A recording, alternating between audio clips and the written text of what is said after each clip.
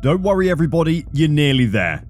The summer break is the hardest time of the year for us F1 fans, but it's finally race week again, and we can start talking about the actual cars, not contract negotiations. With the Belgian Grand Prix just around the corner, we're finally getting some idea of what the teams have been working on during the summer shutdown, and in Red Bull's case, it's basically a completely new car. Why on earth would they want to make such a massive change to a car that's won 9 out of 13 races so far this season? Who knows? But they are, and we're here to give you all the details on what Red Bull have been up to over the last month. So, don't go anywhere. The summer shutdown has been completely dominated by the silliest of silly seasons that people can remember. It's pretty incredible just how big the news regarding Alpine, McLaren, Oscar Piastri and Daniel Ricciardo has been. Especially when you remember that nothing new has happened since the day after the Hungarian Grand Prix almost a month ago. Fortunately though, you can all take your conspiracy caps off for now, put down the marker pens and start enjoying the actual races again. The F1 circus will be stopping in Belgium at the Circuit des Spa-Francorchamps for the 55th time this season. This historic course has given us some incredible racing in the past, but also some horrible moments. In 2019, F2 driver Antoine Hubert died in an accident at the famous Eau Rouge and Redillion section of the track, which led to some long-needed changes being made to the course. The corner will look very different to you long-term fans of the sport, but hopefully will still provide incredible racing without the same risk that the corner configuration used to create. It isn't just the management of the Spa-Francorchamps circuit that has been busy making changes though. The FIA have made the changes for the car regulations in 2023 official, which means that the teams are going to have to make some pretty big changes to their cars as well. The change in the height of the diffuser throat and the raising of the floor edges by 15mm brought about concerns that teams may have to change their entire chassis. For Red Bull though, this isn't the end of the world. There has been a lot of weight reduction work ongoing at Red Bull all season. In fact, the entire grid has been so desperate to save weight, they've been shaving off paint on their cars. One of the heavier parts of the car, where there is potentially a lot of room to save weight, is also one of the most expensive to change. And the rule changes for next year have actually opened up an opportunity for Red Bull and at least one other team to make changes in this area. F1 chassis are known as monocoques. You'll see the two words used interchangeably in the media because they're the same thing. A monocoque is just a chassis that is integral to the vehicle's body. Unlike your car at home, which probably has the body built around a chassis that's basically just a big rod holding two axles together. The most well-informed estimates we've seen say that Red Bull is overweight by about 7 kilograms. That is compared to the minimum weight of 798 kilograms. Earlier this season, the minimum weight was at 795 kilograms, but many teams argued for the increase because everyone except Alfa Romeo was well above the minimum weight. Red Bull and Mercedes would have liked to see a double-digit increase, but the FIA weren't keen to make the cars that heavy. Despite Red Bull's hard work this season, they seem to have hit a stalling point in their weight loss regime. To make the most of the changing regulations next year, they may have to build a new monocoque anyway. It's almost like Mercedes' insistence that the FIA change the rules has done Red Bull a favour. This would require the new chassis to undergo the FIA's mandatory crash test, and as a result would require the Austrian team to build 3 new cars in total.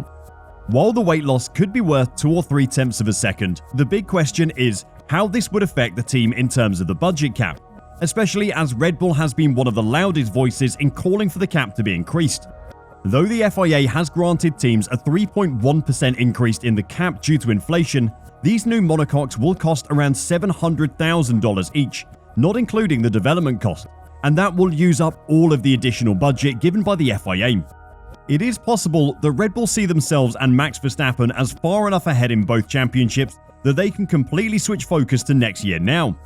If management at Red Bull think they won't need to make any more changes for the rest of the season, then why not make this last one something that will help for next year? In a way, any development they can do this year for next year will artificially increase their budget next year. Red Bull are certainly far enough ahead in both championships that they can comfortably cruise to victory this year, even if not updating the car means not winning another race all season.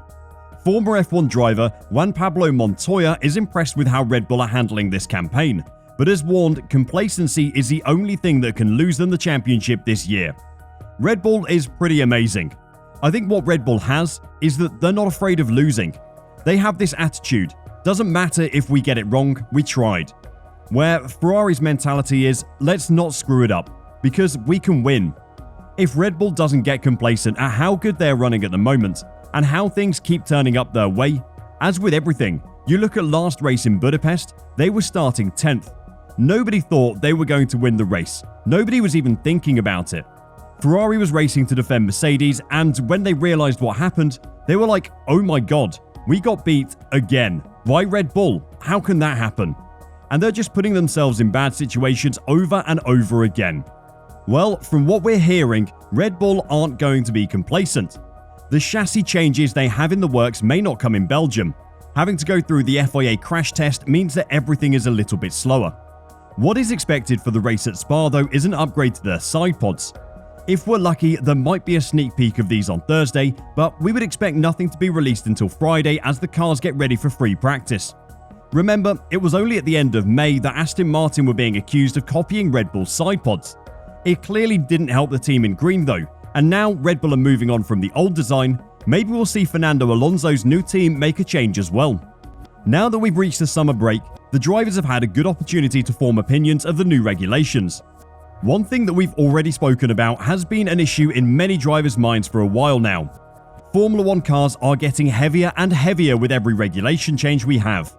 This year, the minimum weight is 46 kilograms heavier than it was in the 2021 regulations. Even though the minimum weight has gone up, the teams have been desperately trying to remove weight all year by removing paint and thinning parts where possible. Prior to the Hungarian Grand Prix, the last round before the summer break, Max Verstappen was asked to take stock of the fresh regulations and what they've delivered so far, with an intended goal of allowing the cars to follow more closely. He does believe that this aim has been achieved, but the weight of the cars bothers him. Not that he expects this situation to change anytime soon, however. I think following has been quite a bit better, so that's positive, he told reporters. But of course, the weight of the cars, they're extremely heavy, which I think is not great, which I don't really see a quick solution for. But overall, the following and stuff has been a bit better. And I mean, it's difficult to expect really how much better it would be, but for me at least, you have a better chance of racing. But then again, on some tracks, it is still very hard to follow. But that's also in combination with tires overheating and stuff, so there are a few things to look at. It has been pretty clear on track this season that the cars are racing closer together, which has created some incredibly exciting moments. The restart after the late safety car at Silverstone is a standout highlight for us. That doesn't mean the FIA can't make more changes to make it even better. The subject of car weight was also addressed by Lance Stroll, who, if he could change one rule, would look to make the challengers lighter. I think one of the main things is lighter cars, said the Aston Martin driver. I think the weight of cars has just become too heavy, and I'd like to see that be improved going forward in the coming years. The next opportunity for a large-scale weight reduction will now be 2026 with the new engine regulations. Ross Brawn has predicted that they won't necessarily be lighter, but will be smaller, which means they'll need less car around them, which will make the cars lighter. If this new update to the chassis is able to save Red Bull 2 or 3 tenths of a second of lap time, then that should be enough to get them over the line and take both championships, no matter how well Charles Leclerc drives in the remaining 9 races. Even if they don't have the new chassis in Belgium, we're still counting the minutes until we can see F1 cars back on track again. Want to know more about what's going on in F1? Then click the link on your screen and I'll see you there.